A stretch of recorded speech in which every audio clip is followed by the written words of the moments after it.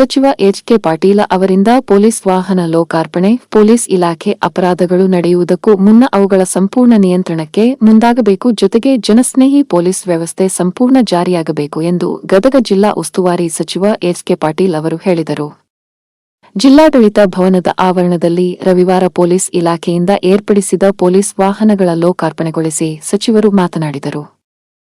ಜಿಲ್ಲಾ ಪೊಲೀಸ್ ವರಿಷ್ಠಾಧಿಕಾರಿ ಬಿಎಸ್ ನೇಮಗೌಡ ಅವರು ಹೇಳಿದಂತೆ ಪೊಲೀಸ್ ಇಲಾಖೆಯ ತುರ್ತು ಆರ್ಎಸ್ಎಸ್ ಸೇವೆ 15 ನಿಮಿಷದಿಂದ 9 ನಿಮಿಷಕ್ಕೆ ಸೇವೆ ಒದಗಿಸುವ ಮಟ್ಟಿಗೆ ಇಲಾಖೆ ಕಾರ್ಯನಿರ್ವಹಿಸುತ್ತಿದೆ ಎಂದಿದ್ದಾರೆ. ಇಲಾಖೆಗೆ ಅಭಿನಂದನೆಗಳು ಎಂದರು. ರಾಜ್ಯ ಖನಿಜ ಅಭಿವೃದ್ಧಿ ನಿಗಮದ ಅಧ್ಯಕ್ಷರು ಹಾಗೂ ರೋಣ ಶಾಸಕರಾದ ಜಿಎಸ್ ಪಾಟೀಲ, ಮಾಜಿ ಶಾಸಕ ಡಿಆರ್ ಪಾಟೀಲ, ಗದಗ ಜಿಲ್ಲಾ ಗ್ಯಾರಂಟಿ ಅನುಷ್ಠಾನ ಸಮಿತಿ ಅಧ್ಯಕ್ಷ ಬಿಬಿ ಅಸೋಟಿ, ತಾಲೂಕು ಅಧ್ಯಕ್ಷ ಅಶೋಕ್ ಮಂದಾಲಿ, ಸಿದ್ದು ಪಾಟೀಲ, ಎಸ್ಎನ್ ಬಳ್ಳಾರಿ, ಜಿಲ್ಲಾ ಕನ್ನಡ ಸಾಹಿತ್ಯ ಪರಿಷತ್ ಅಧ್ಯಕ್ಷ ವಿವೇಕಾನಂದ ಗೌಡ ಪಾಟೀಲ, ಜಿಲ್ಲಾಧಿಕಾರಿ ಸಿಎನ್ ಶ್ರೀಧರ, ಜಿಲ್ಲಾ ಪಂಚಾಯತ ಮುಖ್ಯ ಕಾರ್ಯನಿರ್ವಾಹಕ ಅಧಿಕಾರಿ ಭರತ್ ಎಸ್, ಅಪರ ಜಿಲ್ಲಾಧಿಕಾರಿ ಅನ್ನಪೂರ್ಣ ಎಂ, ಹೆಚ್ಚುವರಿ ಪೊಲೀಸ್ ವರಿಷ್ಠಾಧಿಕಾರಿ ಎಂಬಿ ಸಂಕದ, ಡಿವೈಎಸ್ಪಿ ವಿದ್ಯಾನಂದ ನಾಯ್ಕ, ಶಾಲಾ ಶಿಕ್ಷಣ ಇಲಾಖೆ ಉಪನಿರ್ದೇಶಕ ಆರ್ಎಸ್ ಪುರಡಿ ಸೇರಿದಂತೆ ವಿವಿಧ ಇಲಾಖೆಯ ಅಧಿಕಾರಿ ಸಿಬ್ಬಂದಿಗಳು ಉಪಸ್ಥಿತರಿದ್ದರು. ವಿಶೇಷವಾಗಿ ನಾನು ಇಬ್ಬರು ಸಾಹೇಬರುಗಳಿಗೆ ಧನ್ಯವಾದಗಳನ್ನು ಸಲ್ಲಿಸಲಿಕ್ಕೆ ಇಷ್ಟಪಡ್ತೇನೆ. ಅದು ಒಂದು ಉದ್ದೇಶ ಏನಿದೆ ಅಂದರೆ ಪೊಲೀಸ್ ಇಲಾಖೆ ಜನಸ್ನೇಹಿ ಪೊಲೀಸ್ ಇಲಾಖೆ ಆಗಬೇಕು, ಪ್ರಜೆ ಇಲ್ಲಿ ಪ್ರಭು ಅನ್ನುವಂಥ ಒಂದು ಕಾನ್ಸೆಪ್ಟ್ನೊಂದಿಗೆ ಸಾಹೇಬರು ನಮ್ಮ ಕಡೆಯಿಂದ ನಮಗೆ ಇನ್ಸ್ಟ್ರಕ್ಷನ್ ಕೊಟ್ಟು ಕೆಲಸ ಮಾಡಿಸ್ತಾ ಇದ್ದಾರೆ. ಆ ನಿಟ್ಟಿನಲ್ಲಿ ಇಲಾಖೆ ಇನ್ನೂ ಹೆಚ್ಚು ಪರಿಣಾಮಕಾರಿಯಾಗಿ ಕೆಲಸ ಮಾಡಲಿಕ್ಕೆ 2 ವಾಹನಗಳನ್ನು, ಒಂದು ಗೌರವಾನ್ವಿತ ಸಚಿವರು ತಮ್ಮ ಶಾಸಕರ ಪ್ರದೇಶ ಅಭಿವೃದ್ಧಿ ನಿಧಿಯಲ್ಲಿ ಒಂದು ಸ್ಕಾರ್ಪಿಯೋ ವಾಹನವನ್ನು ನೀಡಿದ್ದಾರೆ. ಅದೇ ರೀತಿ ಮಾನ್ಯ MLA ಸಾಹೇಬರು ಮತ್ತು ಅಧ್ಯಕ್ಷರು Karnataka state mineral corporation limited ಸಾಹೇಬರು ಅವರ ಒಂದು ಕಾರ್ಪೊರೇಷನ್ ವತಿಯಿಂದ ಒಂದು ಬೊಲೆರೋ ವಾಹನವನ್ನು ನೀಡಿದ್ದಾರೆ. ಸಾಹೇಬರಿಗೆ ನಾನು ನನ್ನ ವೈಯಕ್ತಿಕವಾಗಿ ಮತ್ತು ಎಲ್ಲ ಇಲಾಖೆ ವತಿಯಿಂದ ಸಾರ್ವಜನಿಕ ಪರವಾಗಿ ಇಬ್ಬರಿಗೂ ಕೂಡ ನಾನು ತುಂಬ ಧನ್ಯವಾದಗಳನ್ನು ಸಲ್ಲಿಸಲಿಕ್ಕೆ ಇಷ್ಟಪಡ್ತೇನೆ. ಸದಾಕಾಲ ಮೊದಲೊಂದು ಕಾನ್ಸೆಪ್ಟ್ ಇರ್ತಿತ್ತು, ಪೊಲೀಸ್ ಇಲಾಖೆ ಅಂದರೆ ಬೇರೆ ಡಿಪಾರ್ಟ್ಮೆಂಟ್ಗಳು ಒಂಥರ ಬೇರೆನೆ ಅಂತ. ಈಗ ಇನ್ಕ್ಲೂಸಿವ್ ಆಗಿ ಸಾಹೇಬರು ನಮ್ಮನ್ನು ಎಲ್ಲದರಲ್ಲೂ ಈಕ್ವಲಿ ಒಂದು ಪಾರ್ಟಿಸಿಪೇಟ್ ಮಾಡೋದು, ನಮಗೆ ಸಪೋರ್ಟ್ ಮಾಡಿಕೊಂಡು ಬೇರೆ ಪ್ರೋಗ್ರಾಮ್ಗಳಲ್ಲಿ ಹಣಕಾಸಿನ ಸಹಾಯ ಮಾಡೋದಿರ್ಬೋದು ಅಥವಾ ಎಲ್ಲ ಡೆವಲಪ್ಮೆಂಟ್ ವರ್ಕಿಗೆಲ್ಲ ಸಹಾಯ ಮಾಡ್ತಾರೆ. ನಮ್ಮ ಜೊತೆಗೆ ನಮ್ಮ ಬೆನ್ನು ತಟ್ಟಿ ಮುಂದೆ ಸಾಗಿಸ್ತಾ ಇದ್ದಾರೆ. ತಮ್ಮ ಸಹಕಾರ ಯಾವಾಗಲೂ ಇದೇ ರೀತಿ ಇರಲಿ ಸರ್. ತಮ್ಮ ಒಂದು ಆಶೆಯಂತೆ ನಾವು ಒಳ್ಳೆಯ ಆಡಳಿತವನ್ನು ನೀಡಲಿಕ್ಕೆ ಎಲ್ಲ ಪ್ರಯತ್ನ ಮಾಡ್ತೀವಿ ಅಂತ ಆಶಿಸ್ತಾ ಸರ್, ಕರ್ನಾಟಕ ರಾಜ್ಯದಲ್ಲಿ ಸರ್ ERSS ಅಂತ ಇದೆ sir, emergency response system sir. Karnataka ರಾಜ್ಯದಲ್ಲಿ ಜಿಲ್ಲೆವಾರು ನಮ್ಮದು ಗದಗದು ಹೈಯೆಸ್ಟ್ ಅಂದರೆ ನಾವೇ ಟಾಪಲ್ಲಿದ್ದೀವಿ ಸರ್. ವಿತಿನ್ ಏನೇ ಇಶ್ಯೂ ಬಂದರೆ ಸರ್ ಲೆಸ್ ದೆನ್ 9 ಮಿನಿಟ್ಸ್ನಲ್ಲಿ ನಮ್ಮದು ವೆಹಿಕಲ್ ರೀಚ್ ಆಗ್ತದೆ ಸರ್. ಕ್ಷಮಿಸ್ಬೇಕು ಸರ್. ಮಾನ್ಯ DR ಪಾಟೀಲ್ ಸಾಹೇಬರು ಕೂಡ ಕಾರ್ಯಕ್ರಮಕ್ಕೆ ಆಗಮಿಸಿದ್ದಾರೆ. ಸುಜಾತ ದೊಡ್ಡಮನಿ ಮೇಡಮ್ ಅವರು ಸರ್, ಎಲ್ಲರೂ ಕೂಡ ಸ್ವಾಗತವನ್ನು ಕೊಡ್ತಾ ಸರ್. ಈಗ ಎಮರ್ಜೆನ್ಸಿ ರೆಸ್ಪಾನ್ಸ್ ಸಿಸ್ಟಮಲ್ಲಿ ಸರ್ ಕರ್ನಾಟಕ ಮಹಾನಗರಗಳನ್ನು ಬಿಟ್ಟು ಕಮಿಷನರೇಟಲ್ಲಿ ಕಡಿಮೆ ಇರುತ್ತೆ ಸರ್, ಯಾಕಂದರೆ short jurisdiction. District wise sir ನಮ್ಮದು 18 ನಿಮಿಷ ಆಯಿತು ಸರ್. ನಾವು ಬಂದು ಚಾರ್ಜ್ ತೊಗೊಂಡಾಗ ಅಂದರೆ ಒಂದು ಯಾವುದೇ ಕಂಪ್ಲೇಂಟ್ ಲಾಡ್ಜ್ ಆಗ್ತಂತಂದರೆ ನಮ್ಮ ವೆಹಿಕಲ್ ಹೋಗಿ ಮುಟ್ಲಿಕ್ಕೆ 18 ನಿಮಿಷ ಆಗ್ತಿತ್ತು ಸರ್. ಇವಾಗ ಅದನ್ನೆಲ್ಲ ಅಂದರೆ ವ್ಯವಸ್ಥಿತವಾಗಿ ಮಾಡಿ 9 ಮಿನಿಟ್ಸಿಗೆ ತಂದಿದ್ದೀವಿ ಸರ್. ಸೊ ಅಂದರೆ ಒಂದು ಯಾರೇ ಒಂದು 112 ಕಂಪ್ಲೇಂಟ್, ಅದು ಪೊಲೀಸ್ ಇರ್ಬೋದು, ಎನಿ ಎಮರ್ಜೆನ್ಸಿ ಸರ್, ಏನೇ ಅಗ್ನಿ ಅವಘಡ ಯಾವುದೇ ಇದ್ದರೂ ವಿತಿನ್ 9 ಮಿನಿಟ್ಸ್ ನಮ್ಮ ವೆಹಿಕಲ್ ಹೋಗಿ ಅವ್ರ ಹತ್ರ ರೀಚ್ ಆಗ್ತದೆ ಸರ್. ಆ ಕಂಪ್ಲೇಂಟನ್ನು ಅಟೆಂಡ್ ಮಾಡ್ತಾರೆ. ಮತ್ತು ಫರ್ದರ್ ಏನಾದರೂ ಅವ್ರಿಗೆ ಅಸಿಸ್ಟೆನ್ಸ್ ಬೇಕು, ಪೊಲೀಸ್ ಸಪೋರ್ಟ್ ಬೇಕಂದ್ರೆ ಮತ್ತೆ ಇಮಿಡಿಯೇಟ್ಲಿ ಕಳಿಸ್ಲಿಕ್ಕೆ ವ್ಯವಸ್ಥೆ ಮಾಡ್ತೀವಿ ಸರ್. ಆ ನಿಟ್ಟಿನಲ್ಲಿ ಈಗೇನು ತಾವು ವಾಹನಗಳನ್ನು ನೀಡಿದಿರಿ ಅದನ್ನು ಕೂಡ ನಾವು ಇನ್ನೂ ಪರಿಣಾಮಕಾರಿಯಾಗಿ ನಮಗೆ ವಾಹನದ ಒಂದು ಸಾಮರ್ಥ್ಯ ಹೆಚ್ಚಾದಂಗೆ ಆಗುತ್ತೆ ಸರ್. ರೀಸೆಂಟ್ಲಿ ಏನು ಈಗ 15 ಇಯರ್ಸ್ ಪಾಲಿಸಿ ಬಂದಿದೆ ಸರ್. 15 ಇಯರ್ಸ್ ಪಾಲಿಸಿಗೆ ವೆಹಿಕಲ್ಗಳು ಸಾಕಷ್ಟು ನಾವು ಕಂಡಮ್ನೇಷನ್ ಮಾಡ್ತಾ ಇರೋದ್ರಿಂದ ಹೆಚ್ಚು ವಾಹನಗಳ ಅವಶ್ಯಕತೆ ಇದೆ ಸರ್.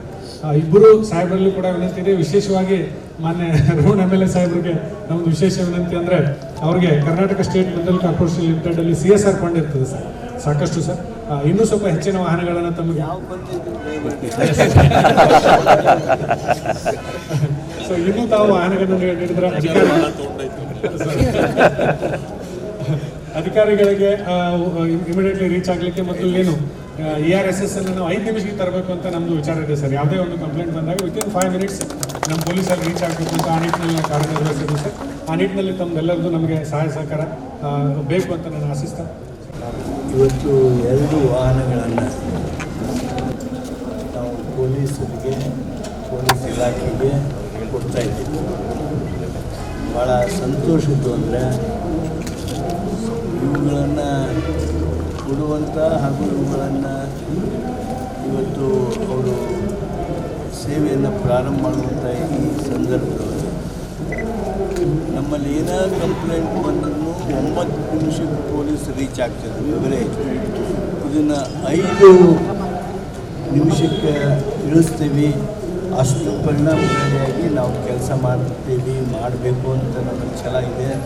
ಅನ್ನೋ ಮಾತನ್ನು ಹೇಳಿದರು.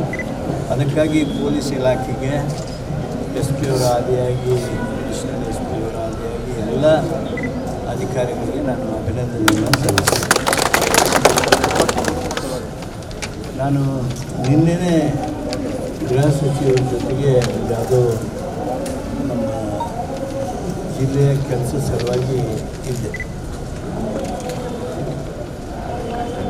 ನನಗೇನು ಖುಷಿ ಆಯಿತು ಅಂದರೆ ಗೃಹ ಸಚಿವರು ನಮ್ಮ ಜಿಲ್ಲೆಯ ಥರ್ಡ್ ಐ ಪ್ರಾಜೆಕ್ಟ್ ಭಾಳಷ್ಟು ಅಪ್ರಿಸಿಯೇಟಿವ್ ವರ್ಡ್ಸ್ ಹೇಳ್ತಾಯಿದ್ರು. ಅದನ್ನು ನಾನು ಈ ಸಂದರ್ಭದಲ್ಲಿ ನಿಮ್ಮ ಜೊತೆಗೆ ಕನ್ವೆ ಮಾಡ್ತೀನಿ. ಎರಡನೇದು, ನಿಮ್ಮ ಜೊತೆಗೆ ಮಾತನಾಡುವಾಗ ನಮಗೆ ಭಾಳ ಅಭಿಮಾನ ಅನ್ನಿಸ್ತಿರ್ತದೆ. ಆದರೆ ಕೆಲವು ಕಂಪ್ಲೇಂಟ್ಗಳು ಬಂದು ಮೊನ್ನೆ ನಾನು ಫೋನ್ ಮಾಡಿದ ತಕ್ಷಣ ನಿಮಗೆ ಕಳಿಸಿದ್ದೆ. ಅಂಥ ಕಂಪ್ಲೇಂಟ್ ಸಹಿತ ನಮಗೆ ಬರೋದಷ್ಟು ಪೊಲೀಸ್ ಆಡಳಿತ ವ್ಯವಸ್ಥೆ, ಆದರೆ ನಮ್ಮ ಗದಗು ಇನ್ನೂ ಹೆಚ್ಚು ಸುಸಂಸ್ಕೃತವಾಗಿ ಇದೆ ಅನ್ನೋದನ್ನು ಎಲ್ಲರಿಗೂ ಹೇಳೋದಕ್ಕೆ ಸಾಧ್ಯ ಆಗ್ತದೆ.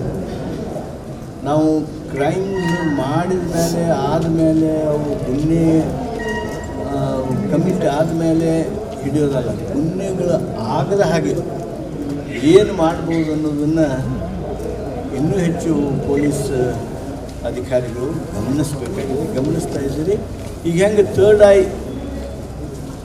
ತೊಗೊಂಡು ಬಂದ್ವಿ, naturally crimes have gone down. Crime ಅಂದರೆ ಭಾಳ ಕ್ರೈಮ್ ಇದು. ಆ ಕ್ರೈಮ್ಗಳಿಗೆ ಯಾರು ಮಾಡೋರಿದ್ರೆ ಭಯ ಪಡ್ತಾ ಇದ್ದಾರೆ. ನಿಮ್ಗೆ ಏನೀಗ CCTV ಹಾಕಿರಿ, ಇದರ ಮುಖಾಂತರ ಇನ್ವೆಸ್ಟಿಗೇಷನು ಸಹಿತ ನಿಮ್ಮದು ಈಗ 90% 95% ಮುಗ್ತಾ ಇದೆ. ಇನ್ನೂ ಅದರೊಳಗೆ ಹೆಚ್ಚಿಗೆ ಏನು ಮಾಡಬೇಕು ಮಾಡಿ ನಮ್ಮ Gadag, I want this to become the best police administrate district. ನಾನು ಒಂದು ಪ್ರಶ್ನೆ ಕ್ಯಾಬಿನೆಟ್ನೊಳಗೆ ಬಂತು. ಅಂದರೆ ನಾನು ಇದನ್ನು ಯಾಕೆ ಹೇಳ್ತಾ ಇದ್ದೇನೆ ಅಂದರೆ, ಇದೆಲ್ಲ ನಮ್ಮ ಸುದ್ದಿ ಮಾಧ್ಯಮದವ್ರಿಗೂ ಗೊತ್ತಾಗಲಿ ಅಂತೇಳಿ. ಯಾಕಂದರೆ ನಾವು MLAs KDP ಮೀಟಿಂಗ್ ಅಟೆಂಡ್ ಆದವರು ನಮಗೆಲ್ಲರಿಗೂ ಗೊತ್ತಿದೆ. ಈ ಥರ್ಡ್ ಐ ಪ್ರಾಜೆಕ್ಟ್ನೊಳಗೆ ನಾವು CC ಕ್ಯಾಮ್ರಾಸನ್ನು ಏನು ಹಾಕಿದ್ವಿ, ಅವು ಇನ್ನೊಂದು ಸ್ವಲ್ಪ ಹೆಚ್ಚು ಹಾಕಿದರೆ investigation would have been more appropriate, more better. Third ಐಕ್ಕಿಂತ ಮೊದಲಕ್ಕೆ public interference with working of the police ಭಾಳ ಇತ್ತು. ನಾವು ಸಂಘದವ್ರಿಗೆ ಫೋನ್ ಮಾಡ್ತಿದ್ವಿ, ನೋಡ್ರಿ ಏನೋ ಭಾಳ ಇದು ಮಾಡತ್ತಾನ, ಅವ್ನು ಏನೂ ತಪ್ಪಿದ್ದಂಗಿಲ್ಲ ಅಂಥೇಳಿ ಭಾಳಷ್ಟು ಸಾರ್ವಜನಿಕ ಪ್ರತಿನಿಧಿಗಳು ನಿಮಗೆ ಫೋನ್ ಮಾಡ್ತಿದ್ರು.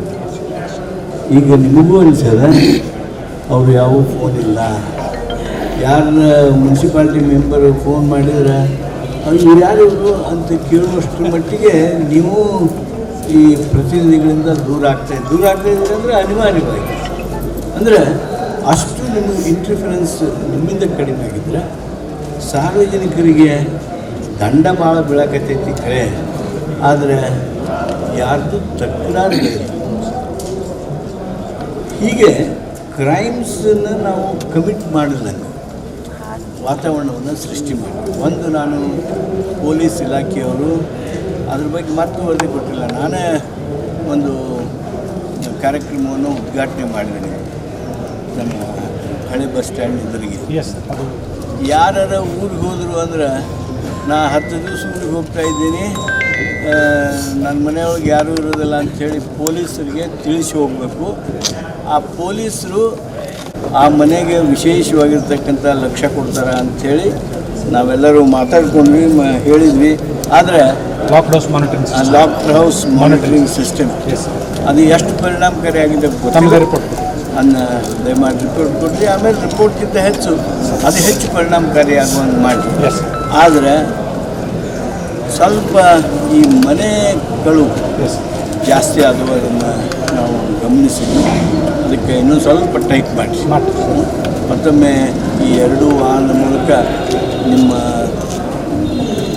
ಆಡಳಿತ ಹೆಚ್ಚು ಪರಿಣಾಮಕಾರಿಯಾಗಿ ಜನಸ್ನೇಹಿಯಾಗಿ ಪ್ರಜೆ ಪ್ರಭು ಅನ್ನೋದು ನಮ್ಮ ಜಿಲ್ಲೆಯ ಘೋಷವಾಕ್ಯ. ನಾವೆಲ್ಲ ಈ ಡಿ ಸಿ ಆಫೀಸ್ನಿಂದ ಈ ಪ್ರಭುತ್ವವನ್ನು ಪ್ರಭುವಿನತ್ತ ತೆಗೆದುಕೊಂಡು ಹೋಗಬೇಕು ಅಂಥೇಳಿ ಅಪೇಕ್ಷೆ ಇದ್ದವರು.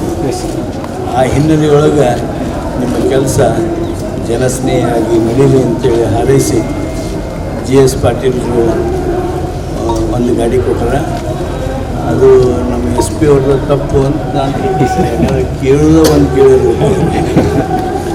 ಅದಕ್ಕೆ ಕೇಳೋ ಮುಂದೆ ನನ್ನ ಕೇಳಿ ಎಷ್ಟು ಕೇಳೋದು ಅಂತ ಹೇಳಿದ್ರೆ ನಾನು ಹೇಳ್ತೀನಿ.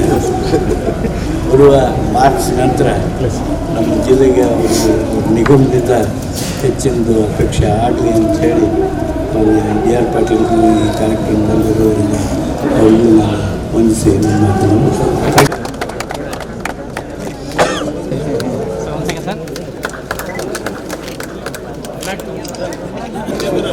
ಸೈರನ್ ಹಾಕ್ರಿ ಒಂದಿಟ್ಟು.